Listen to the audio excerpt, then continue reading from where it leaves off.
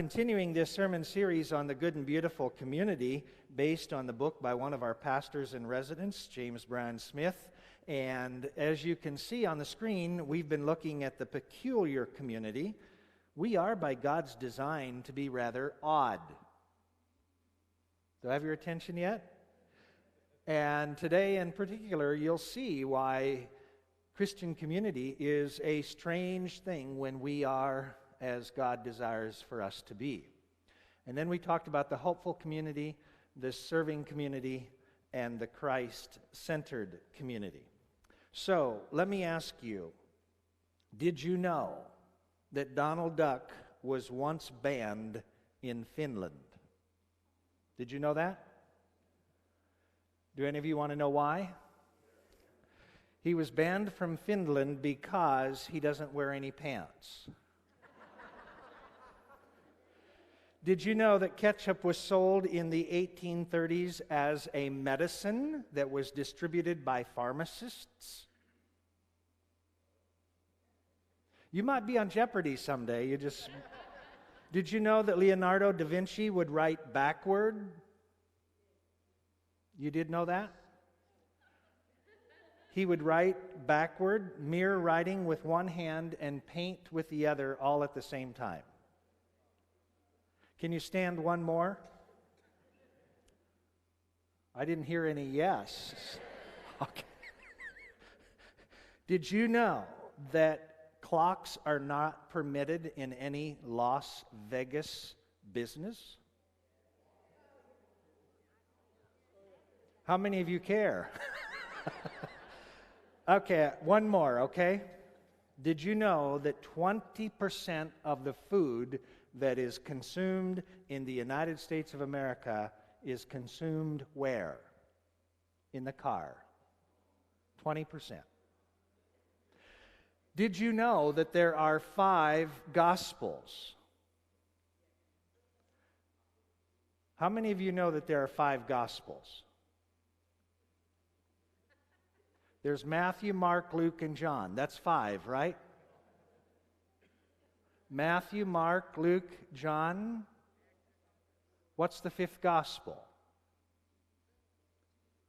This is supposed to be a time of interaction here. Several of you raised your hand that there are 5 gospels, so you have to help me out. Not Acts, not Oprah. It is Israel. When you go to Israel, they'll tell you there's 5 Gospels: Matthew, Mark, Luke, and John, and Israel. And the reason is you can't understand Matthew, Mark, Luke, and John unless you understand the custom and culture of Israel. And that's what I was trying to do last week when we were looking at the story, is to help us understand that these stories are so incredibly powerful, but they're even more powerful when we understand the culture and the context in which the story happened. So we're going to go into the story again today from Luke chapter 7, because today we're talking about the Reconciling Community. And Jim Smith does a beautiful job with the book, and like last Sunday, I'm keeping with the essence of the chapter, but I'm doing my own thing. Okay, so Luke chapter 7, if you have a Bible, you can turn to it. If you have a phone, you can go to the Bible app, or you can follow along on the screen. Now, one of the Pharisees asked Jesus to eat with him. And I promise I won't repeat the sermon, but for those of you who weren't here, I have to read this story. One of the Pharisees asked Jesus to eat with him, and he went into the Pharisee's house and took his place at the table. And a woman in the city who was a sinner, having learned that he was eating with the Pharisee in that house, brought an alabaster jar of ointment. Now, that ointment was really perfume. She stood behind him at his feet, weeping, and began to bathe his feet with her tears and to dry them with her hair. And then she continued kissing his feet and anointing them with the ointment. Now, just to refresh your memory, if you were here last week or if you weren't, I need to tell you, why is this woman not named? Because she's a woman. Why is it that the Pharisee is named? It's because he's a Pharisee and he's a man. In Jesus' day, if you were a woman, you were out of the kingdom. How many of you are women? That makes you feel good. You're out of the kingdom.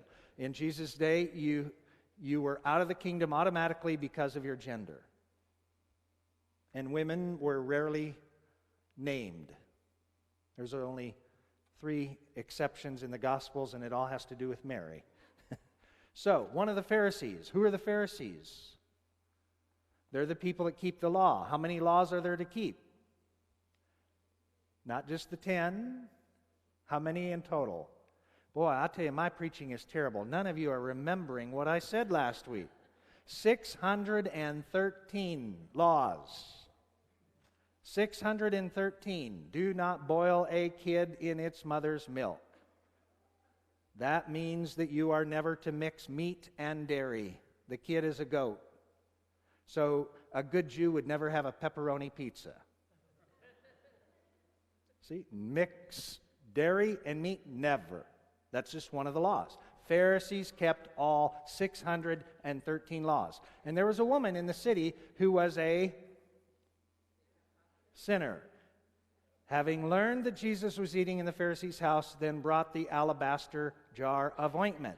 Now, let's see if our crew up there, they're busy today, but if you can find the alabaster jar of ointment, please, Jeremy, they can see it. Now, this was a uniform, if you will. What did it say about the woman?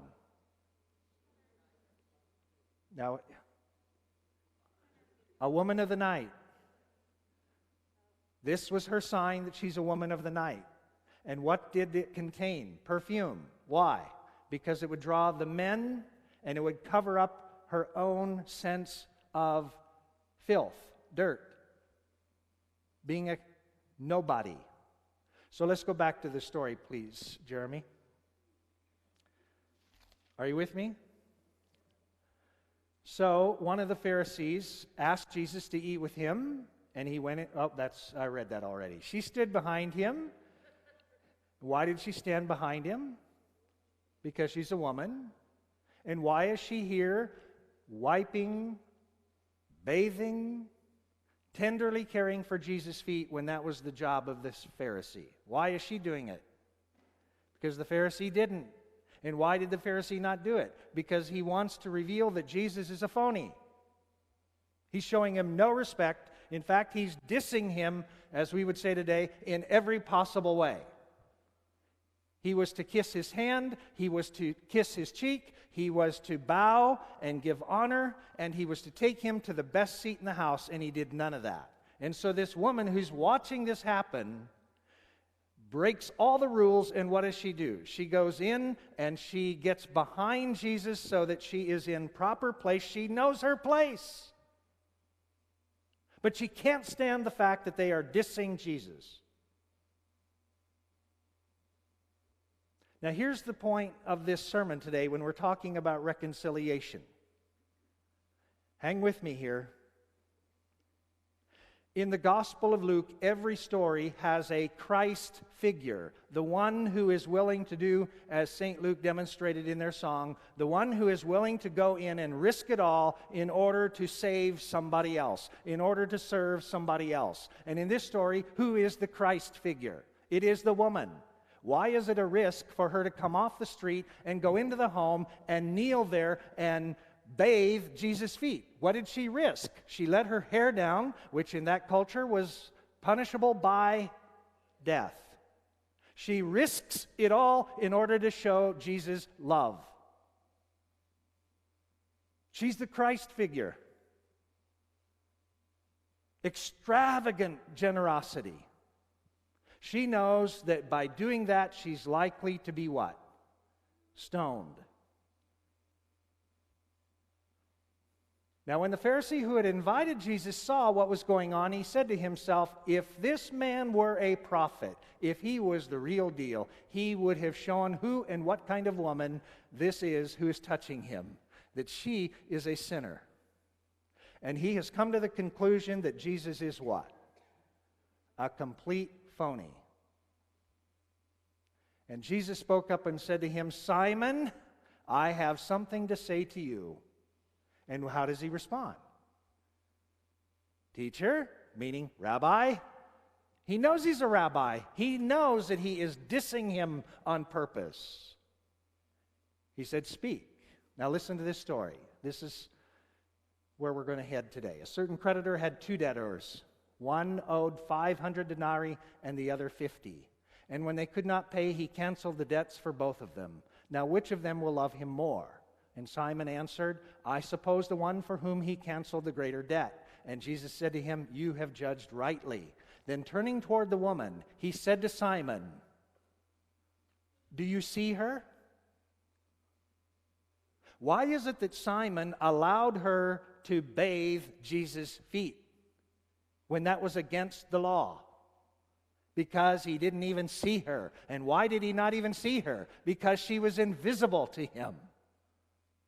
And that's why last Sunday when I was talking about the Christ-centered community, the worst thing that could ever happen is that anybody comes into this sanctuary and feels completely invisible to those around.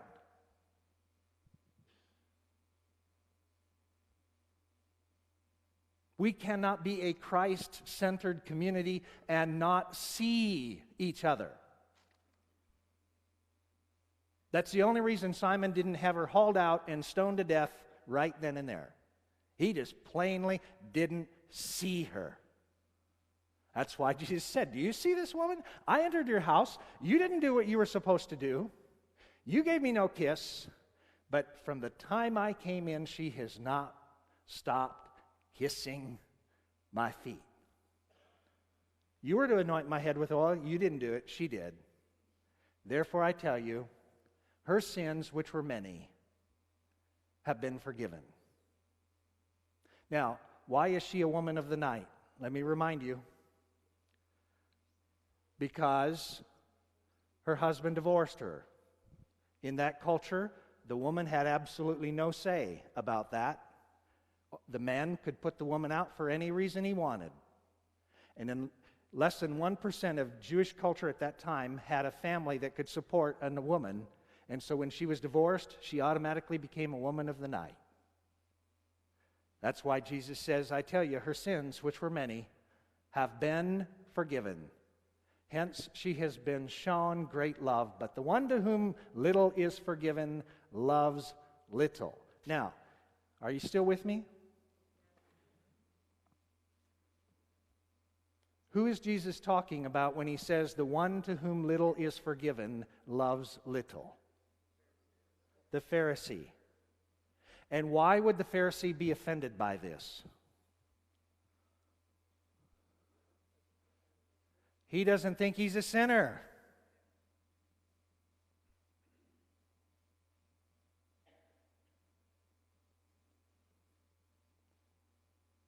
Then Jesus said to her, your sins are forgiven. But those who were at the table with him began to say among themselves, who is this who even forgives sins? And he said to the woman, your faith has saved you. Go in peace. Here is the gospel, the good news according to Jesus today, is that you have this woman who was a great sinner and Jesus forgives her, right? You also have a Pharisee who doesn't think he's a sinner, and therefore he doesn't need forgiveness.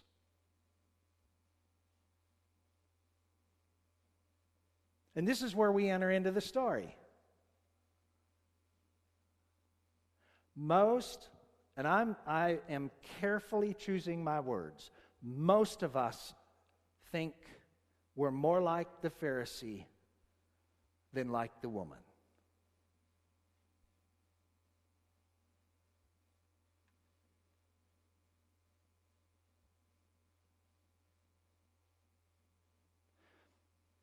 How many of you have heard of Coach John Wooden?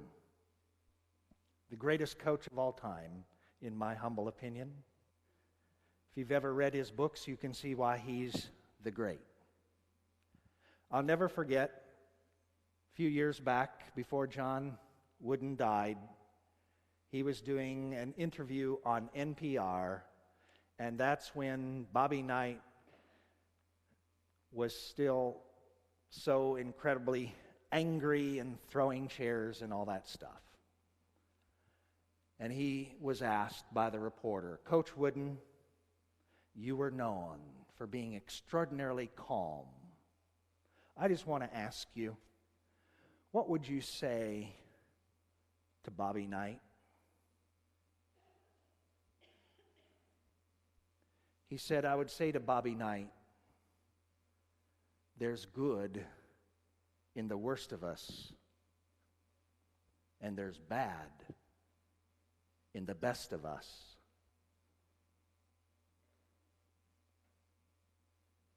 What did John Wooden do with that statement? He leveled the playing ground. That's exactly what Jesus did in that home. He said, there are those of you who think you are more righteous than this woman, but I tell you, Simon, even you are a sinner. Oh, I keep the law, all 613 laws. I am goody two-shoes. I have never done anything wrong. How dare you accuse me of being a sinner? I don't need forgiveness.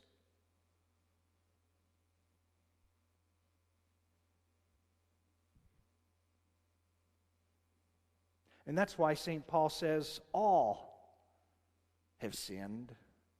No one is righteous, not even one. Well, if you have a Bible, you can turn over in Luke's Gospel to another story that I want to reference quickly. It's Luke 18, where Jesus told this parable to some who trusted in themselves that they were righteous and regarded others with contempt. And it's the story about the Pharisee and the tax collector. And the Pharisee, standing by himself, was praying, God, I thank you that I'm not like other people, thieves, rogues, adulterers, and even like this tax collector. I fast twice a week. I give 1/10 of my income. I am a faster. I am a tither. I am so thankful I'm not like those sinners. Do you hear it? So how many of you know what is happening on Tuesday? What's that? Halloween, right? But what are we celebrating the 500th anniversary of? Well, it's the Reformation. Martin Luther, I think we have a picture of him here. Martin Luther was a Roman Catholic monk. He was totally obsessed with his sinfulness. Those of you who've taken Methodism 101, you can take a quick nap, but not too long. He was obsessed with his sinfulness, and he went to confession so many times every single day that the priest to whom he was confessing his sin said, Martin, stop it! He said, well, that's what I'm supposed to do, is confess my sins. He said, you don't even have anything to confess. He said, your sin is the sin of scrupulosity. You know what that means? Scruples comes from the word pebbles. You find something to confess because you're obsessed with your sinfulness. Do you have that picture, Jeremy, up there of Martin Luther? And so what does he do? That's John Wesley. We'll talk about him if we have time. And that's Jesus. There he is. There's Martin Luther. So Martin Luther, you see, he's so obsessed with his guilt and his shame, and he cannot forgive himself. And so he goes to confession over and over and over, and the confessor priest finally says, I've had it. Find a different confessor, because you are obsessed with your sinfulness. And he started reading the book of Romans, and he came to awareness that God's grace is greater than his sin. Now, in that day, there was a group called flagellants. That's not flatulence. Flagellants. So you know what flagellants were? These were people who said that I have to imitate Christ's suffering. I have to take it out on my body. And they would wear an outfit that was full of stickers. I call them stickers, little pokers. And they would put that over them, and all day long they'd be like this and uncomfortable, and it was to remind them that they have to imitate the suffering of Jesus. And then I have a picture, Jeremy, up here of a cilice. And a cilice is something that was made to go around the leg, and it was composed of barbed wire that you would tie tightly around the leg, and those barbed wires were to poke into the skin, and it was your way of imitating the suffering of Christ. Now, for those of you who come out of Roman Catholicism, Pope Francis clearly condemns this. But not only were Roman Catholics in Martin Luther's day doing this, but you had, later on in history, you had Lutherans doing this, you had Methodists doing this, you had all kinds of Protestants doing this, and they all thought there was something to be gained by mutilating the body. What would be a modern-day expression of it, perhaps? Cutting. Now, what's the problem with that?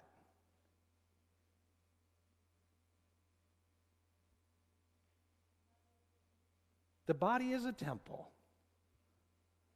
But Jesus gave his life on the cross one time for all. We all stand forgiven. And all we have to do is receive the gift. And there's no need to mutilate the body. There's no need to put ourselves through torture in order to imitate the suffering of Christ. Now, there's a group that's trying to reinvent this whole thing of suffering of the body. Fortunately, many religious groups have said, no, don't go down this road. We don't need it. It is completely contrary to the grace of God. So let's go back to the story, and then I'll close with this. There's so much here I could preach all day long, but I won't. As the story ends, then he said to her, your sins are forgiven. But those who were at table then said, and who is this who even forgives sins? Now this wasn't, well, who is this that even he forgives sins? It wasn't that. Who is he who thinks he has the power to forgive?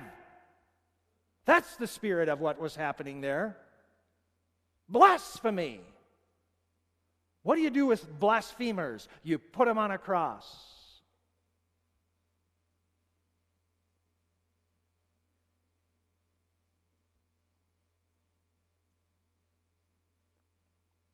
And Jesus said to the woman, your faith has saved you. Go in peace. Now, last week, is it your turn to give the sermon now? Last week, at this service, I didn't do this at 11. Last week at this service, I said when Jesus said to the woman, your faith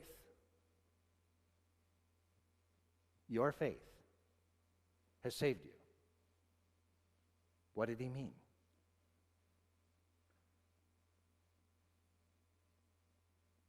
This is where English is inadequate. We have to get into the original language. Because I went out and bought this microphone with you in mind. Now you have to play along with me on this. If I give this microphone to you, what do? When does it become yours? when you receive it.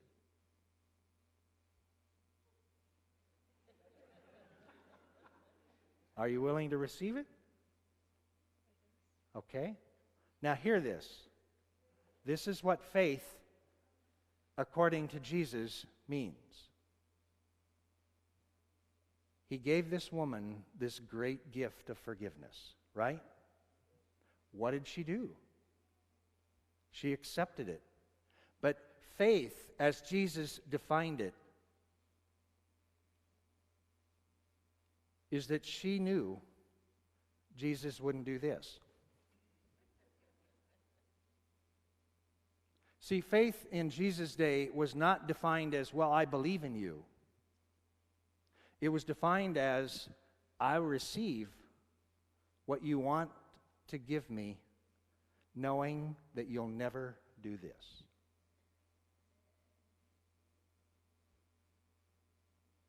It's your gift forever. And Jesus doesn't do this. Oh, you messed up. Jesus doesn't do this. I don't like how you're wearing your hair. Jesus doesn't, I don't like your shoes. Now you can fill in the blank, because people play that game, right? But it's a gift, freely given. And all you can do is freely receive it. And then when Jesus said, your faith has saved you, it's his way of saying, thank you for receiving the gift, knowing that I'll never take it away.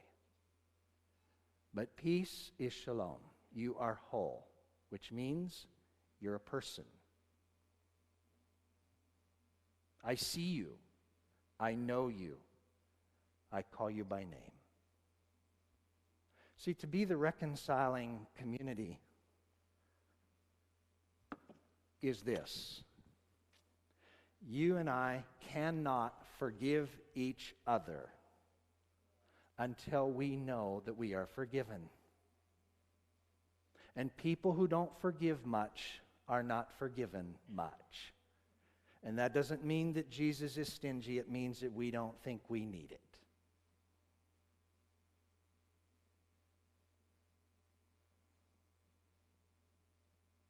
And the good news is, all are sinners. All are forgiven. Will you receive the gift? And every time we come forward to this table and we receive the sacrament of forgiveness, it's our way of saying yes. And why is it that we encourage people to put their hands in a position where they don't go after it? Because it's a gift that you receive. There's nothing we can do to earn it. There's nothing we can do to grab it. There's no. It's this. So let's have some time for silent prayer.